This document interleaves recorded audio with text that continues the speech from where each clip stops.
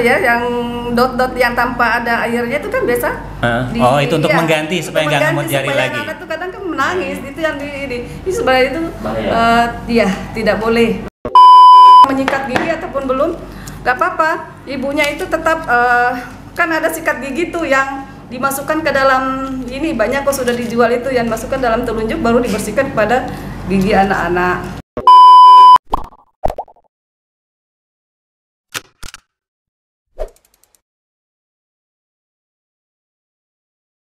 Assalamualaikum warahmatullahi wabarakatuh. Sahabat sehat, jumpa lagi bersama saya Burhanuddin di acara favorit kita, apalagi kalau bukan Yo Podcast, Yo Mari Kita Sehat. Sebuah program yang kita menyampaikan edukasi tentang kesehatan, kemudian parenting, dan juga informasi-informasi penting lainnya yang sangat layak untuk diketahui oleh sobat sehat semuanya. Oleh karenanya, sobat sehat semua saya ingatkan dari awal untuk jangan lupa subscribe, kemudian like, dan aktifkan loncengnya agar tidak ketinggalan informasi-informasi tersebut. Sobat sehat, kali ini kita akan membahas sebuah tema yang ini sangat penting karena menjadi bagian dari fase kehidupan kita, yaitu tentang bagaimana sih kita itu merawat gigi dengan baik dan benar. Dan tentunya kita menghadirkan seorang narasumber yang kompeten di bidangnya. Dia seorang dokter gigi, Dr. Gigi Sumiati Zain. Dok, apa kabar? Alhamdulillah sehat ya dok ya. Sehat. Dok, ini berbicara tentang gigi, tapi sebelumnya saya ingin tahu, dokter bertugas di Puskesmas Sebakung Jaya ya? Iya. Berapa tahun dok sudah bertugas di sini? Saya di sini kurang lebih. Dok bisa agak dekat-dekat? Iya, biar. Saya di sini terdengar. kurang lebih 13 tahun ya. 13 tahun ya, waktu yang 2009 ya sudah di sini. Waktu yang sudah lebih dari cukup dok. Iya. Kemudian dok, tentu banyak suka duka ya dalam pelayanan kesehatan gigi. Nah, benar. dok, gini, ngomong-ngomong tentang gigi, saya tuh punya peristiwa yang cukup membuat saya trauma, dok. Jadi pada saat saya kecil tuh gini, pernah saya dibawa orang tua saya cabut gigi, dan ketika berhadapan dengan dokter gigi yang peralatannya itu kayak tang-tang gitu kan, Iya, saya sempat ketakutan dan itu cukup membekas di hati saya, dok. Tetapi atas dasar itu juga saya tuh punya kenangan yang membuat saya teringat bagaimana saya harus merawat gigi dengan baik supaya gigi saya tuh nggak harus copot lagi gitu. Iya. Nah, hari ini kita akan membahas dok, fokus kita adalah tentang kesehatan gigi dan mulut pada anak-anak ya dok ya. Iya, kesehatan gigi pada anak-anak, membicarakan kesehatan gigi dan mulut pada bayi, balita dan anak prasekolah ya, kita bicara tentang itu. Iya, berarti usia anak-anak iya, ya. Usia anak-anak ya. Kita ya tahu ya, gigi itu betapa pentingnya bagi tubuh kita ya. Kadang-kadang orang pandang gigi, biasa kan orang ke puskesmas ya, datang ke puskesmas ini hanya ingin berobat gigi itu karena merasa dia sakit. Pada sakit gigi, aja. Pada sakit aja dia datang ke puskesmas. Seperti itu. Tapi dia nggak tahu bahwa betapa pentingnya gigi ini mempengaruhi seluruh tubuh kita secara umum. Ya, yang tadi itu ya. Dok, gigi itu sebetulnya isinya tuh apa sih, tulang atau apa aja tuh dalam struktur gigi itu? Ya, gigi itu kan kita kan waktu kita masih kecil itu kan perlu tadi ada kandungan kalsiumnya, fosfor, fluor, ada vitamin dan mineralnya, itu seperti itu. Jadi itu kan sebenarnya dengan kandungan-kandungan itu kan untuk pertumbuhan tulang dan gigi. Ya, tulang itu tulang sendiri ya, gigi sendiri. Kan gigi itu ini bagi kita ya. Gigi itu bukan hanya fungsinya untuk mengunyah, pasti ada fungsi-fungsi yang lainnya dok ya. Iya. Itu apa aja dok yang perlu kita ketahui gitu? Manfaat dan fungsi dari gigi itu. Gigi ya. Ya, gigi itu ada beberapa ya fungsinya selain mungkin untuk mastikasi. Mastikasi itu pengunyahan, fonetik dan estetik. Mastikasi pengunyahan. Kita bayangkan kalau kita nggak bisa mengunyah ini. Wah, ya? iya betul. Mengunyah ya. Jadi kan makanan yang kita bulat-bulat langsung ditelan gitu kan bisa sistem pencernaan tubuh kita yang sistem menjadi beban ya buat pencernaan kita kalau nggak dikunyah dulu. Kunyahnya 33 kali kalau nggak salah ya, pelajaran SD saya masih ingat tuh. 30 kali ya. Iya. Pengunyahan itu waktu kita masih ini, tapi ya tidak selamanya sih juga pengunyahan ini yang tergantung bahannya kali dok ya, atau bahan yang kita makan. Dok, tadi ada saya dengar fungsi estetika. Jadi saya bayangin gini. Orang secantik apapun ya, orang seganteng apapun, kalau giginya itu buruk, ini kan mengganggu banget ya dok ya. Iya. eh, untuk estetik itu kan untuk kecantikan. Mungkin kalau laki-laki tampan ya, kalau perempuan cantik ya. Jadi apa ya? Membayangkan aja kita nggak ada gigi, mungkin fungsi-fungsinya itu seperti kita nggak ada gigi, misalnya gigi depan ini, itu kan pengucapan vokal itu kan kurang. Betul. Gitu ya. Karena kan kayak sebutnya R atau R jadi L gitu ya, cadel. Ya cadel jadinya kan, jadi itu seperti itu. Dan juga ya tanpa gigi juga kan tadi kan nggak cantik jadinya. Nggak cantik, nggak nyaman juga gak ya nyaman. Kan. Nyanyi nggak bisa itu kayaknya. Mau bicara sama teman juga ya kurang ini, jadi selalu ditutup mulutnya seperti itu. Ya dok, secara singkat bisa nggak sih dijelaskan pertumbuhan gigi itu fasenya itu seperti apa dok? Mulai dari dia bayi kecil atau secara umum lah, dia tumbuh tuh mulai umur berapa gitu kan? Iya, kalau pertumbuhan gigi itu sebenarnya saat dia hamil ya. Di situ sebenarnya terbentuknya benih. Oh, sudah terbentuk ya. Terbentuk itu saat hamil itu umur 5 sampai 6 minggu di kandungan itu giginya itu. Berarti suplemen buat ibu juga harus menunjang ya jadi buat itu gigi ya. Jadi ibu tuh perlu memang makanannya dijaga. Makanya tadi waktu makanan seimbang itu ada yang mengandung kalsium tentunya, fluor, fosfor, vitamin D ya, vitamin dan mineral itu penting sekali buat ibu-ibu hamil saat dia mengandung. Jadi disitulah proses pertumbuhan benih giginya seperti itu. Jadi umur 5 sampai 6 bulan itu kalau sudah lahir ya, ini 5 sampai 6 bulan tadi ini sudah tumbuh gigi permanen bawah, gigi susu. Kalau gigi anak-anak itu biasanya gigi susu atau sulung yang mulai tumbuh, gigi bawah biasa dulu itu tumbuh. Entar, gigi susu itu gigi apa itu? Saya pernah dengar tapi agak lupa. Gigi susu itu gigi susu yang baru tumbuh pada gigi anak-anak. Gigi anak-anak itu yang mulai muncul. Oh, itu namanya gigi susu ya? Pertama kali erupsi gigi pada bayi. Oh iya, terus dong? Itu umur berapa tadi mulai tumbuh? Sekitar 5 sampai 6 bulan. Itu nanti masih bisa lepas ya? Kan diganti nih nanti kan? Iya masih bisa lepas. Itu lengkapnya sebenarnya gigi susu tumbuh itu umur 2 sampai 3 tahun lengkap gigi susunya. Itu susunya jumlahnya itu biasanya gigi susunya itu jumlahnya 20 ya. 20 di atas, 10 di atas, 10 di bawah. Iya. Gigi itu sendiri kan kita lihat di gigi kita ini kan ada keempat gigi kita depan ini kan gigi seri tuh. Ya, kelihatan agak rapi. Atas dan bawah ya. Saat kita tersenyum kan kelihatan nih agak rapi empat ini. Itu namanya gigi seri. Gigi seri. Yang kita taring yang biasa mempermaniskan gigi taring. Baru gigi geraham, 2 gigi geraham. Jadi fungsinya masing-masing tadi itu gigi seri itu fungsinya untuk memotong makanan. Sudah memotong makanan itu baru masuk ke dalam kan kita mengunyah. Yang mengunyah tuh geraham. Geraham. Makanya tadi tuh bayangkan kalau tadi tidak ada gigi geraham untuk mengunyah makanan itu kan nggak ada. Jadi tadi gigi taring itu dia untuk merobek ya, untuk awal ya. Sebelum nanti dikunyah oleh gigi geraham. Iya, merobek makanan sehingga dia bisa makan ayam pakai gigi taring untuk merobek itu. Oke, Dok. Nah, karena ini mulai dari kecil ya, setelah dari kandungan kemudian pas lahir bayi itu kan biasanya ada nggak sih kebiasaan anak yang mungkin bisa mengganggu kesehatan gigi dan mulut?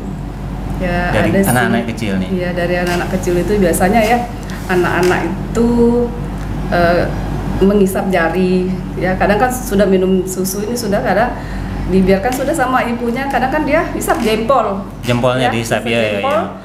Terus menerus seperti itu lama-kelamaan kan kalau dia sudah tumbuh giginya, lama-kelamaan itu gigi mempengaruhi bentuk wajah yang biasa bisa ya itu ya? Ya biasa orang biasa bilang bimoli ya. Bimoli apa minyak itu, minyak goreng?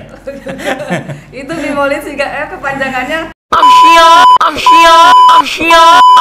penting banget berarti. Dok, iya.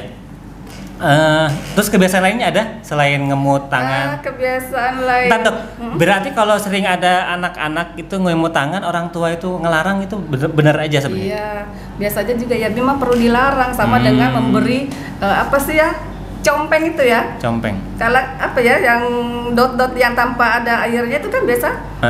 Itu untuk mengganti supaya nggak ngemut jari lagi. Anak tuh kadang kan menangis. Itu yang ini sebenarnya itu ya tidak boleh. Karena kenapa tadi mempengaruhi tulang rahang seperti itu, sehingga bisa mengakibatkan terjadinya tadi maju rahang atas kayak yang maju atau kadang-kadang bawah seperti itu. Oke, Dok, kadang itu kalau gigi itu ada masanya memang dia harus lepas, Kak. Gini, karena ada banyak kasus sih gigi anak-anak itu dia karena mungkin saya nggak tahu ya, memang ada waktunya dia harus lepas, tiba-tiba dia muncul gigi yang baru dari samping dan itu kayaknya ngerusak gitu ya. Oh iya. Gigi itu biasanya anak-anak yang umur balita tadi ini ya, umur 6 tahun itu sudah mulai gigi permanennya sudah tumbuh ya. Oh, 5-6 tahun gigi permanen sudah mulai tumbuh juga ya. 6 sampai 7 tahun, tapi kadang juga ada yang 5 tahun sudah tumbuh. Nah, kadang kan orang tua itu nggak tahu tuh. Kadang mungkin anaknya biarin aja main aja sampai nggak tahu kalau gigi anak tersebut sudah tumbuh, sehingga masih ada gigi susunya. Ya, itu harus dicabut gigi susunya itu supaya gigi tadi permanen yang mau tumbuh ke tempatnya. Jadi jangan disayang-sayang untuk giginya. Kalau memang dia harus dicabut memang harus ya. Karena itu nanti mengganggu ya, Dok ya. Soalnya kalau seperti itu juga, kalau ada juga yang misalnya cepat sekali juga dicabut, belum waktunya tuh dicabut, sudah dicabut kan, itu bisa mengakibatkan gigi yang lain itu bergeser sehingga gigi yang nanti yang tumbuh, gigi permanen yang tumbuh itu mengakibatkan terjadinya berjejal, krodit ya, gigi bersusun, numpuk nggak karuan lah ya. Itu juga faktor terlalu cepatnya dicabut seperti itu. Dok, gini, karena saya juga punya pengalaman gigi yang harusnya saya jaga ya. Saya ini ada ompong satu di belakang gitu kan. Dulu ada kesalahan sih dalam merawat. Nah, saya juga pingin, dan saya yakin sobat sehat semua juga pingin, bagaimana sih kita merawat gigi yang baik dan benar itu, khususnya mulai dari sejak usia dini, usia anak-anak. Merawat sebenarnya dari bayi ya, 0 sampai 5 bulan lah, 0 sampai 5 tahun ya, 5 bulan. Pokoknya perlu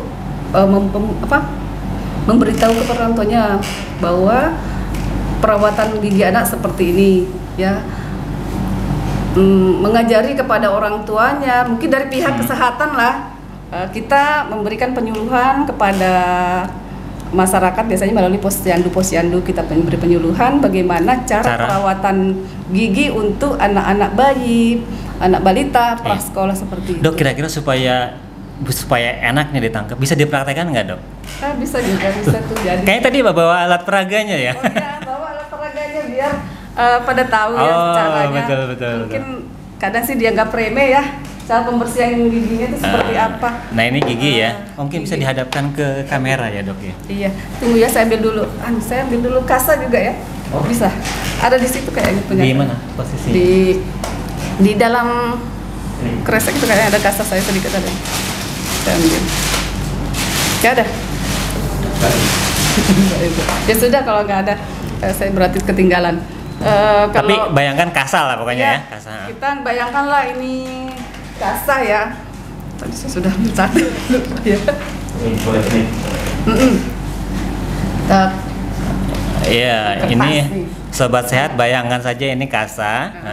Bayangkan ini kasa ya, untuk anak-anak yang ibaratkan belum bisa untuk menyikat giginya sendiri ya. Jadi itu kita ambil kasa, ini direndam dulu dengan air hangat. Direndam air hangat ya. Air kasa atau kainnya halus supaya tidak mudah melukai gusinya anak-anak. Jadi ini paling kita ditunjuk, baru kita lilitkan pada jari. Jari ini sesuai dengan mulutnya anak-anak, jangan telunjuk juga terlalu ya. Telunjuk karena kita pakai kertas ini jadi agak besar ya. Jadi telunjuk kecil begitu. Sesuaikan dengan lebar mulutnya anak-anaknya, baru yang anak-anak yang sudah ada bergiginya ataupun yang belum itu bisa dibersihkan dengan memakai kasa tadi. Kasa ya. Dibersihkan ke gusi-gusinya seperti ini. Arahnya dari atas ke bawah. Dari gusi kita yang merah ke bawah. Bagi yang sudah masih baru tumbuh gigi 2 itu dibersihkan. Sampai ke gusinya pun yang ada bergigi itu dibersihkan supaya gusinya sehat. Ya, sehingga nanti gigi yang mau tumbuh sehat. Termasuk bagian dalam juga ya, Dok ya? Ya, termasuk di dalamnya juga. Anggaplah tadi kasanya tuh ya di bagian dalamnya juga kita bersihkan.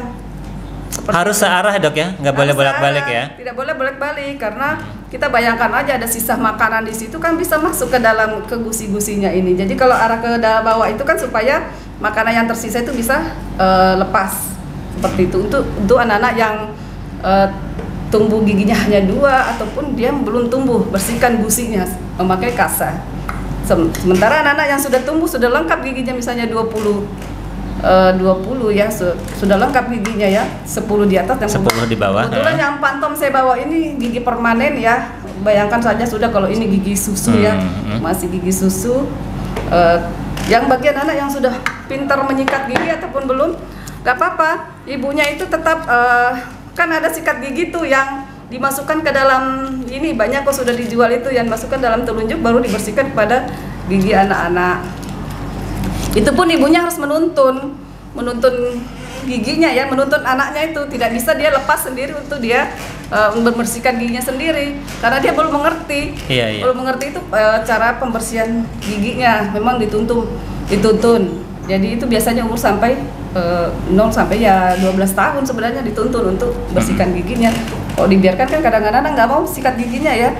Jadi untuk kita menyikat gigi ya, pilihlah juga sikat gigi yang sesuai dengan mulutnya anak. Nah, cara milih sikat giginya nih? Cara pilih sikat giginya seperti ini. Nah, kebetulan saya ada contoh ya.